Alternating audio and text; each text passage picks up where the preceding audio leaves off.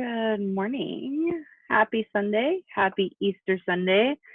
Happy Passover for those of you that celebrate um, and are celebrating this weekend.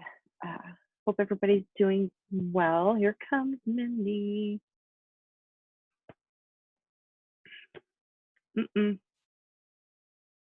There you are. Took an extra second for you to get here. I can't hear you. I was muted. Oh, well, that happens. That happens. And I look fuzzy. You do look a little fuzzy. I'm on my laptop and I don't understand why when I go on my laptop it's fuzzy, when I go on my phone it's not.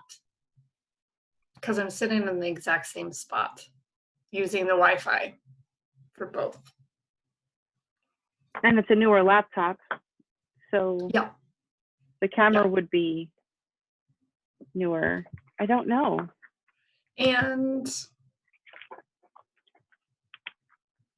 we might be able to figure that out and try to figure out. There might be a camera setting, like a resolution setting that needs to be updated. Or just paid attention to. I don't know. I know some of them can do that, some of them can't. It all depends. So possible. Just like your screen settings, you know, how you can kind of adjust that. Well, good morning. That's Mindy. Good morning. Hi, I'm Mindy. Like it says, down on the bottom of the screen. Yeah. And I am Erica. Yeah. And good morning, cheers. I went Austin today, backwards, but cool. I got this in. Yeah, I picked up at the airport. I love this mug because it is so insulated that this coffee will stay warm for hours. Oh, nice. So it's really nice. Yeah. Yay. And it's coffee. Austin, so it brings up good memories. Yes. We love work travel. Yay. With littles, which is what we're talking about today. Yes. Oh my goodness. Yeah. I'm a little occupied so we can talk about the littles. Yes. So mine is still sleeping. Granted, it's only 8 here, so but he's usually up by now, as everybody has seen. Usually, but he has been going to bed later or resisting going to bed a lot more lately. So that's one thing. So some behavioral problems, you know, today we're talking about coping skills and trying to. So do we want to start youngest since we have younger? I've got both ends of the spectrum. Yes, you do. So, I have nothing to say for the olders. But I think heaven help me when I get there. I think we should touch on them a little bit just because how our 4-year-olds react to what's going on around them right now is different than how my 14-year-old is reacting, just based on what they can honestly comprehend about the situation right now. Yep. Because I think, and especially at 4, that's where I think by the time they're 14, you understand them a little bit more on what their own internal coping mechanism is. Sorry, I thought I saw a shadow go by. I was like, okay, what's going on? So I think by the time they're 14, you understand a little bit more what their own internal coping mechanism is because they've developed some along the way because they're closer. They're not adults by any means, and they still need assistance, and you still need to check on them. We'll get to that. But at 4, they're barely understanding how to cope when you tell them, no, they can't have jelly beans for breakfast, right? Which I'm pretty sure is going to be a conversation we have this morning. And I mean, and growing up, because my parents would have had that situation too, because it was always, yeah, you have the Easter basket, but you can't eat anything till we get back to church. And even 10:30 mass meant you didn't get home till noon. Yeah. So, right. And then mom was probably going to say, don't spoil your lunch. Right, exactly. It's like, even now, it's like, my parents would have had a hard time because there's no going to church today, right? Not physically. I know there's a lot of services that are available online. We're not the physical act of getting out of the house, going to mass, doing or services and doing all that. There's not that demarcation of time. But so yeah, they have a hard enough time when you say, no, you can't eat jelly beans, or right. So no, you shouldn't play with the hard boiled eggs or they'll crack and you can't color them. It's not a ball. We can't dribble it. No, which he found out. Oh yeah, you have to. I mean, it's the experience. Then the teenager also found out how fragile they were when she dropped one into the glass of coloring and it broke. But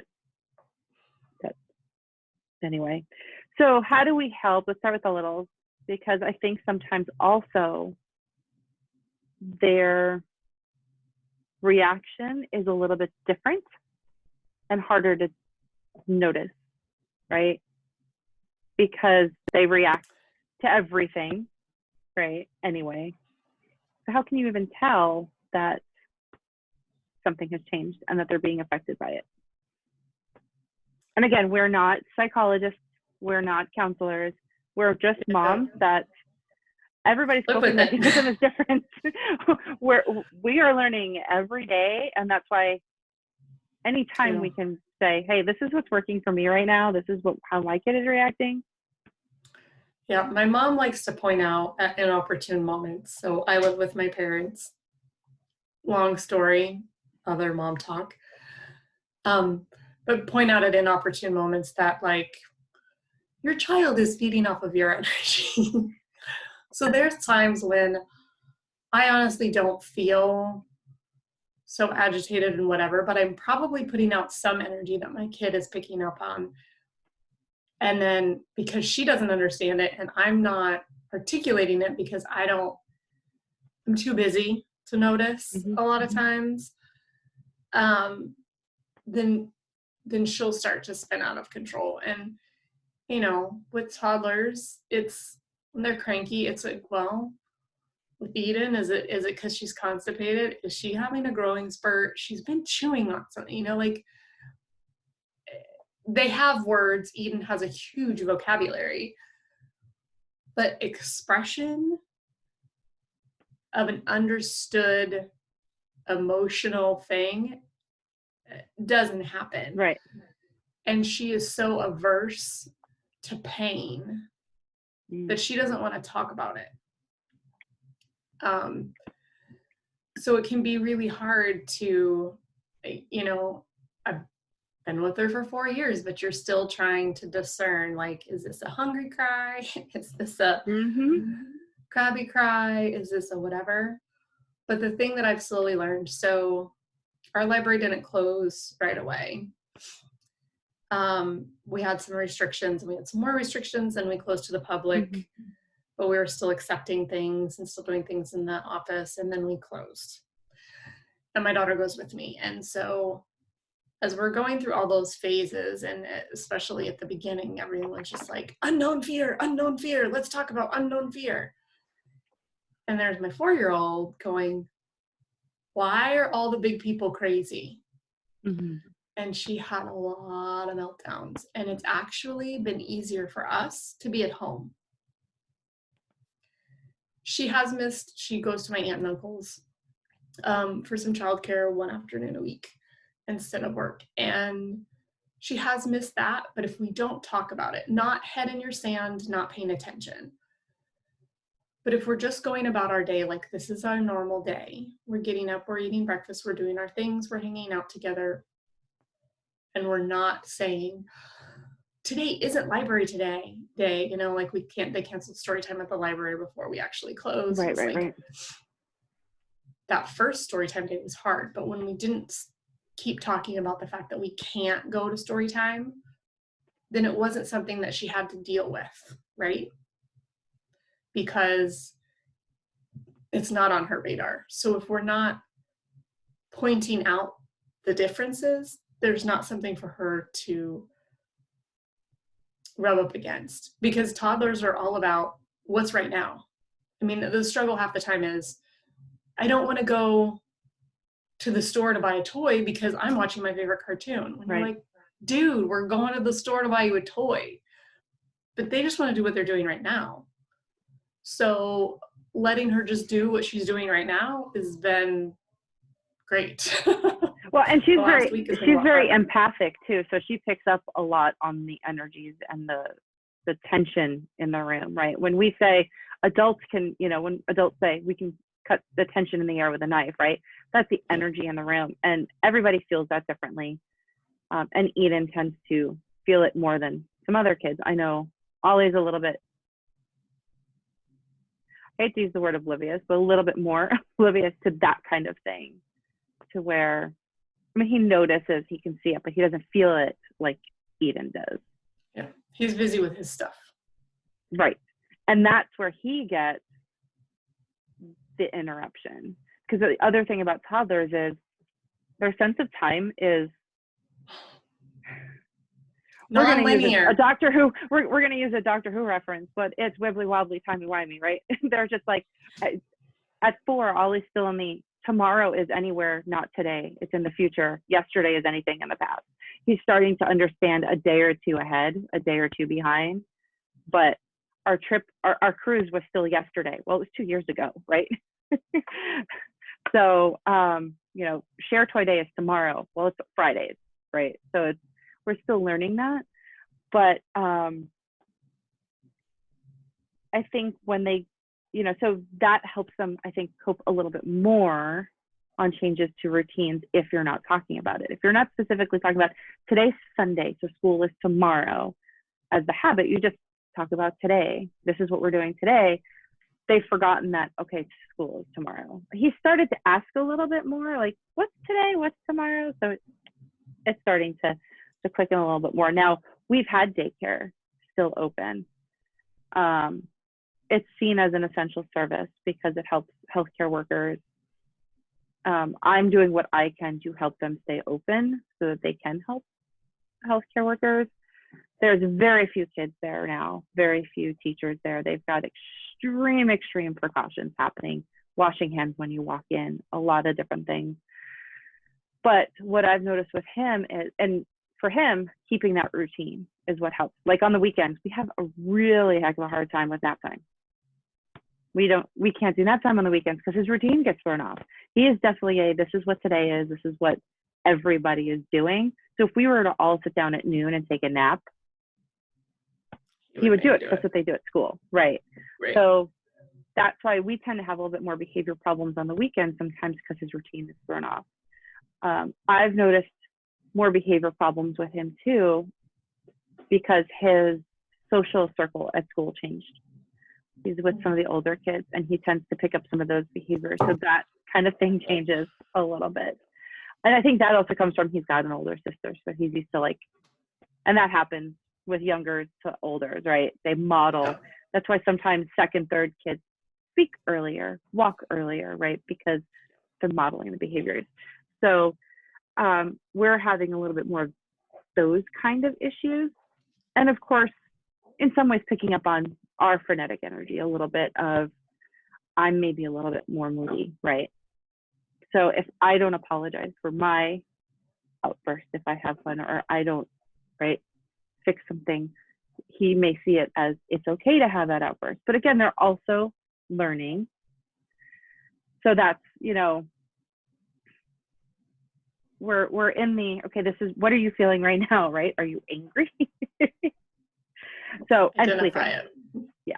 But we were having sleeping problems as it was, and we were trying to adjust those, and we were starting to overcome them. And then now, right, we're kind of a little bit back into the sleeping issues a little bit. But he's following his natural rhythms just like we are a little bit more. We're staying up a little bit later, getting up a little bit later.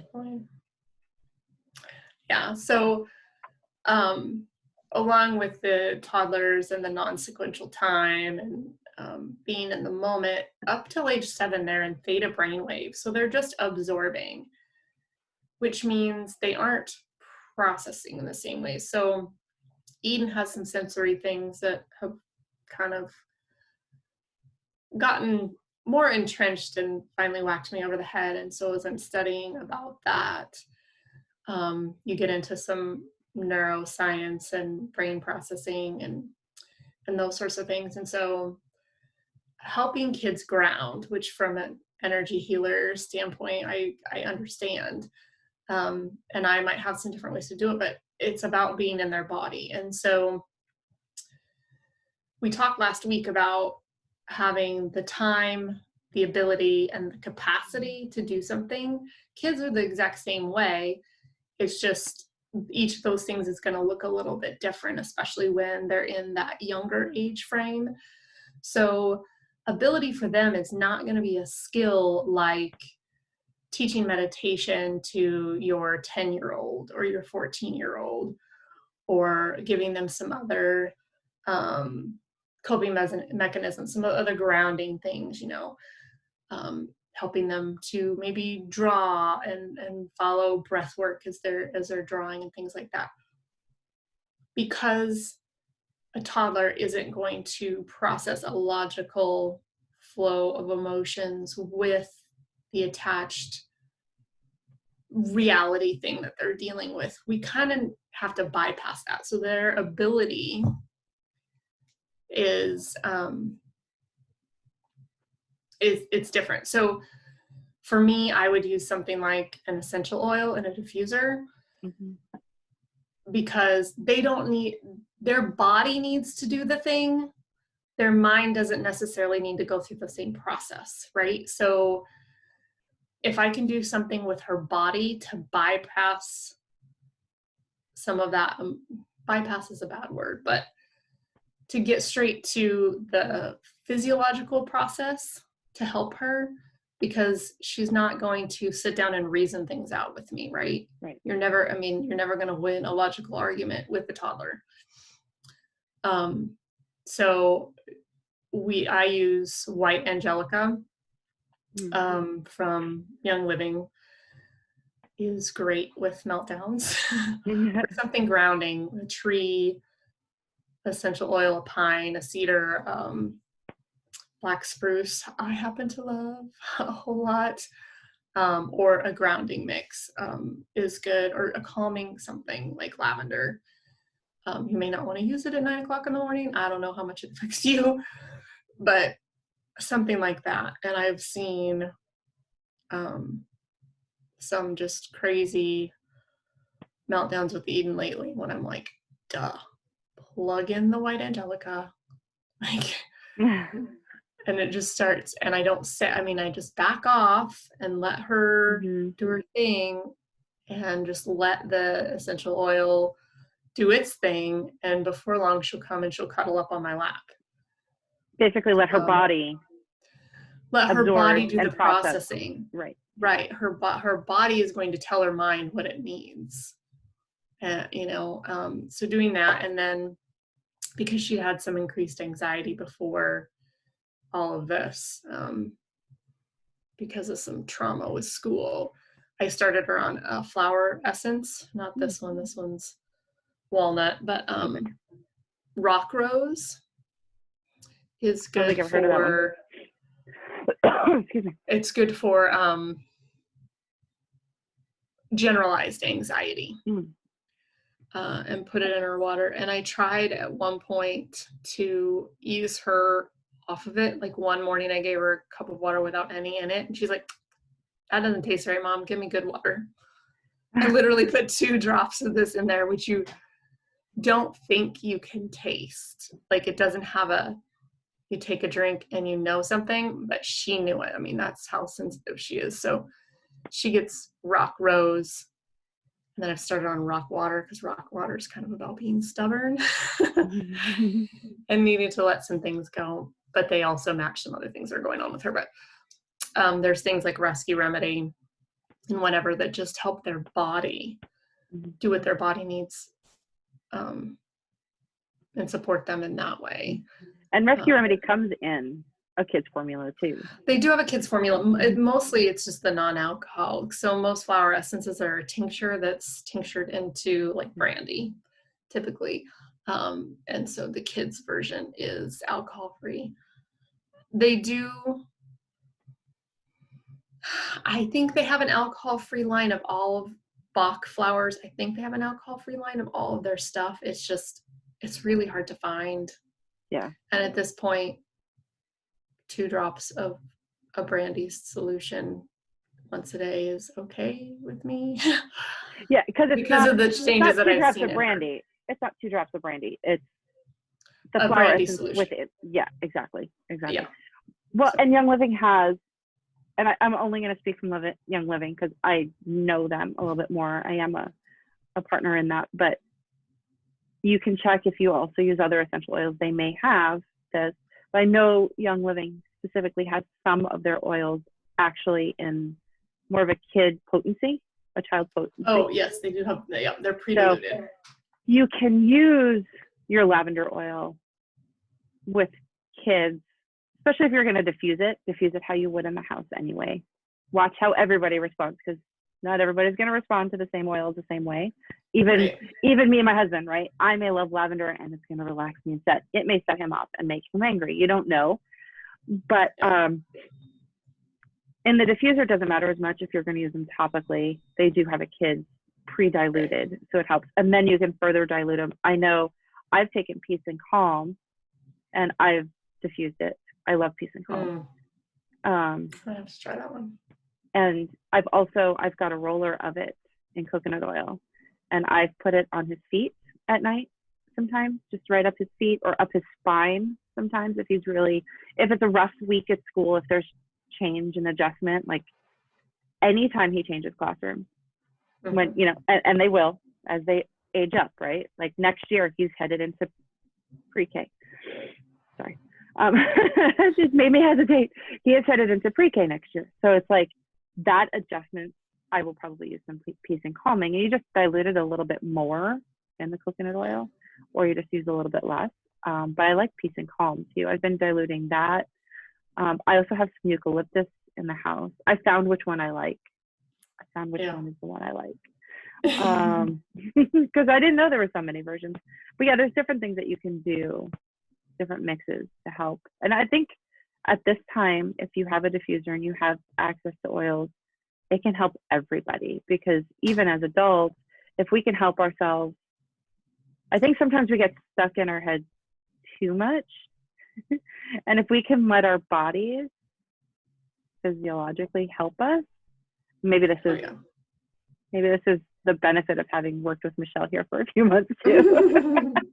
I'm finding the value in, if we can help let our bodies do the work that it should be doing instead of interrupting those processes. And whether that's in a flower essence, which I'd never heard of rock rose, very possible it's in the remedy that I get, the flower essence mix I get already, who knows. But I have the list, I just don't have it memorized. Whether it's in an essential oil diffusing or it's in a flower essence, anything we can do to kind of help our bodies kind of work through that. And especially for little ones where they just don't know what's happening. In the last few minutes, let's move up to, now I don't have the gap in the elementary. I've got a gap, I should say. I don't have the Middle Ages, but I would venture to say that up until, it's probably younger than I think these days, because things have changed so much. I think about me at 10 and my daughter at 10 and just the things we were thinking of. Anyway, but elementary school kids to some degree are like 4-year-olds in how they process for a very long time. They just have more words. Like they start to have the words. They can actually come and say, Mom, I'm angry at so-and-so. Mom, this made me sad, right? I need a hug because X, right? And they can ask, right? Well, what are you talking about? What does this mean? They said this at school, those kind of things. Why am I at home all the time, right? A 6, 7, 8-year-old is more likely to ask those questions than the 4-year-old. Just like, it's just a really long weekend and I don't know why that's bothering me, right? Right. The 4-year-old's like, I'm in a very long weekend, or I'm in a very long time at home and I don't know why, and that's starting to bother me. The 8-year-old's like, knows why we're at home. They know what's going on, so they're able to process that more, but they don't necessarily understand. Like a 4-year-old, they don't understand why they feel that way or how to fix it or how to help. They just have more words. The 14-year-old, on the other hand, I think in some ways is still like the 4-year-old. They may not understand, right? Why am I tired all the time? why don't I want to wake up in the morning, except that I know I'm a teenager and I don't want to get up in the morning because I want to stay up late. But, why don't I want to do school, even though I have an opportunity to do it online and it's only 2 hours a day instead of 8 hours a day, right? Why don't I want to do the things I wanted to do before, right? And even though they can consciously understand, yes, there's this happening and we're staying home to be safe, and this is what the consequences of not doing that are, and they can process some of those things, they still don't necessarily, and again, this comes down to human nature. At 44, I don't necessarily have the capability sometimes to emotionally process what that means. And then on top of that, teenagers, even your most introverted ones, are to some nature social. They get, whether that social is being around their group of friends for 6, 7, 8 hours a day, right? That maybe they're, the extrovert likes that. They have their group of 5 or 6 or 2, and they love that they can be at school and be around people, and they get the energy from doing that. An introvert may not necessarily enjoy being in the group or having the large group of people at school, but even the interaction with teachers, right? They know who they are. Mm-hmm. They know who they are in the school, even if they're the rejected kid that doesn't eat lunch with anybody else. They've created an identity around who they are at school.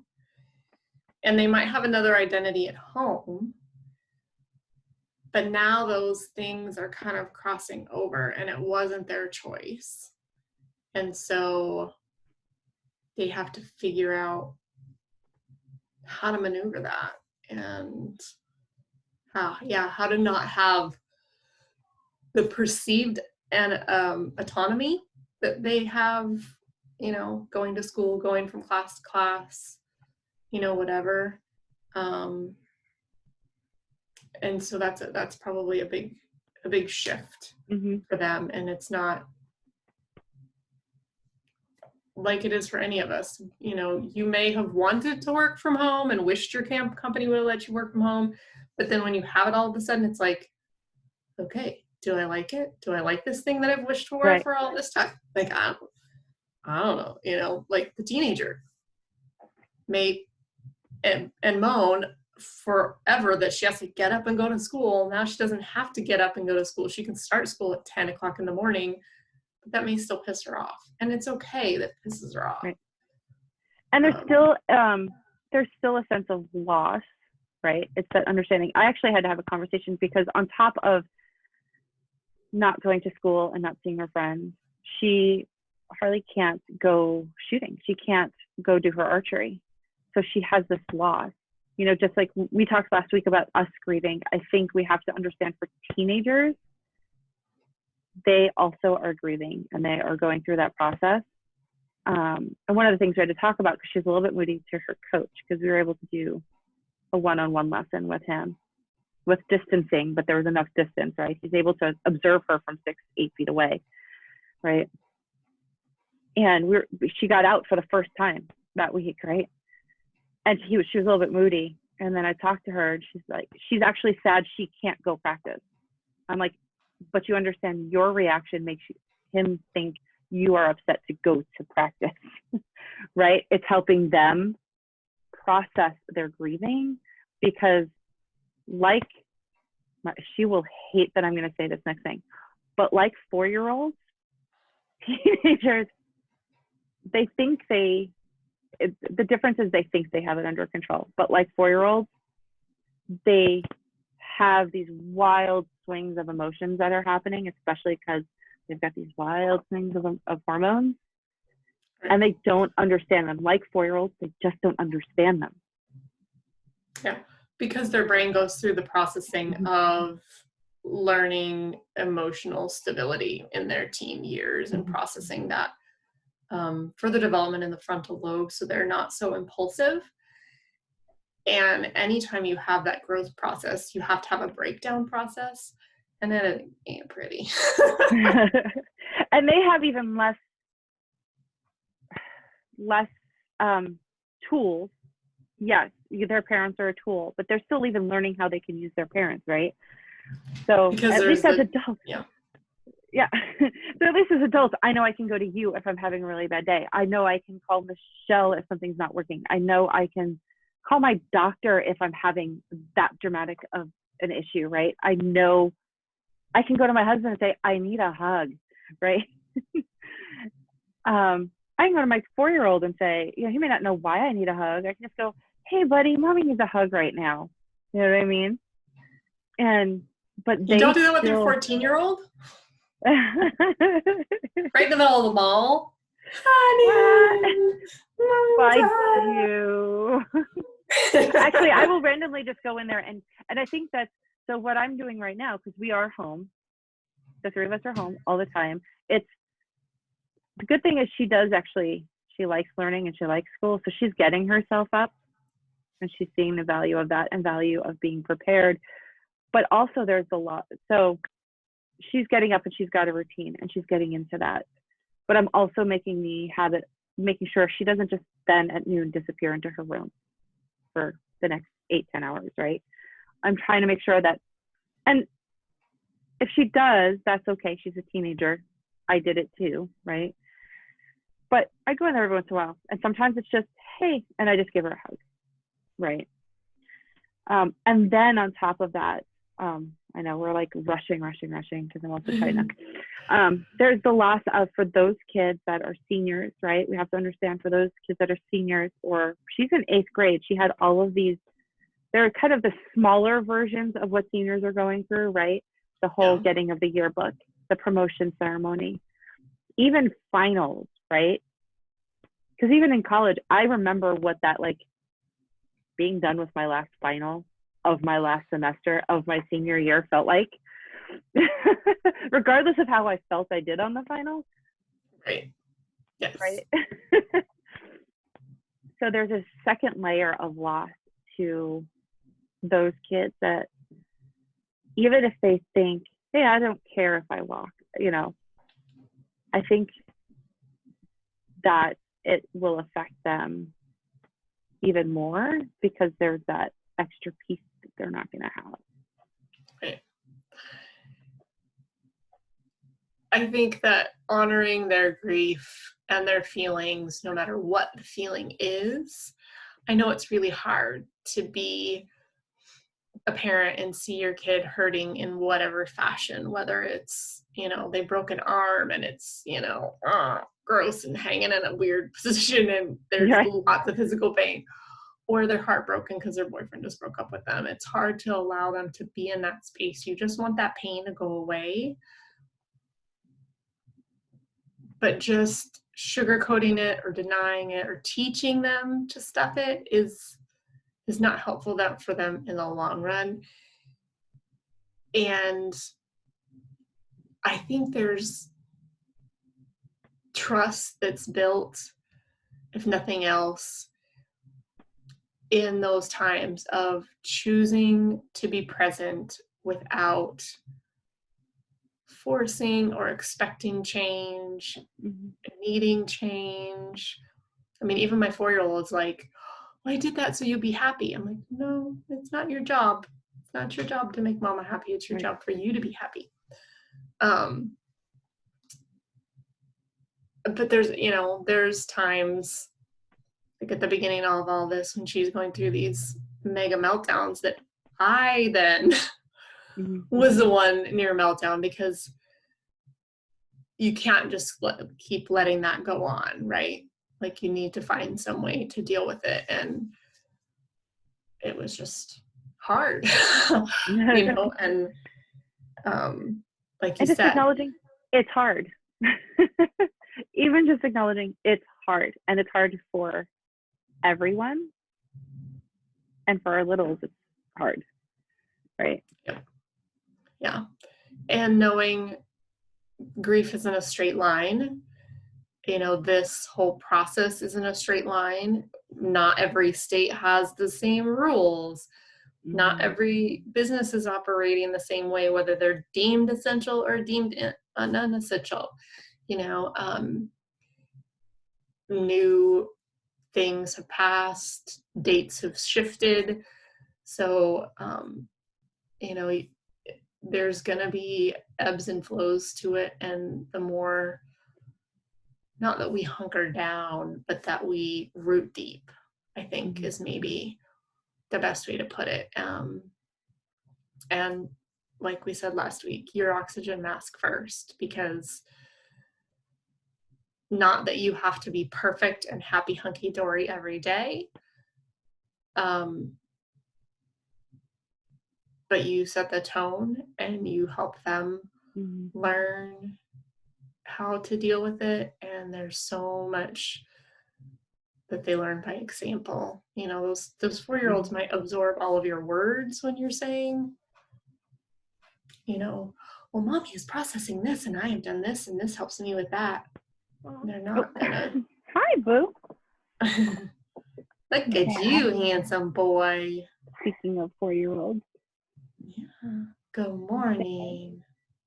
Those are barely awake eyeballs. Oh, yeah, we're not awake yet.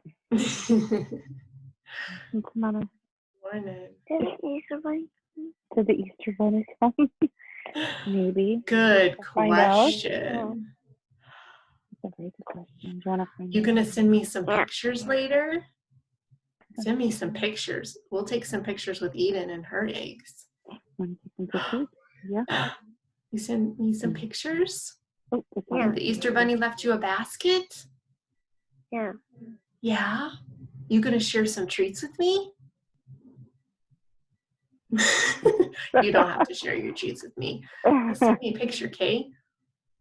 Eden will send you some pictures, okay? It's like, yeah, we'll send some pictures later because there may be, I may have spotted some eggs around the house too. Yeah. Yeah, maybe go hunt for some eggs. But we gotta wait for Harley and Daddy to wake up before we can hunt for eggs. Okay. Can I get my? I just see something on that light. Like I don't know what you're talking No, about. and I get. Okay, but you can't go, you cannot officially go searching till your sister wakes up.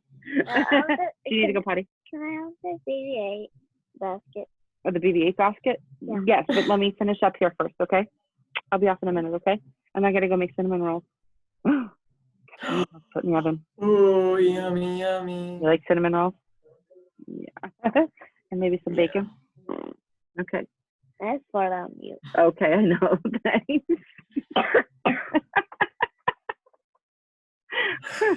Yep. Yeah. Ups and downs.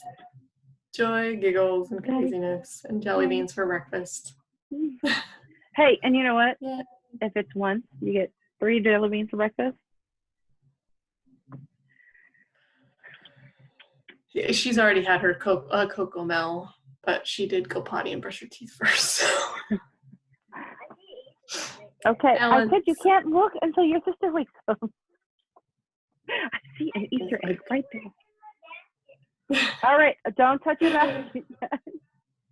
All right, and on that All note, right. I think Easter's about to take Yep. over. So go get a drink of water, sweetheart. We'll see you next week when we talk about something. Something. I'm sure there'll be Till something. then, yes, there will be something. Cheers, Mama. Cheers. Have a wonderful week and a happy Easter, everybody. Bye.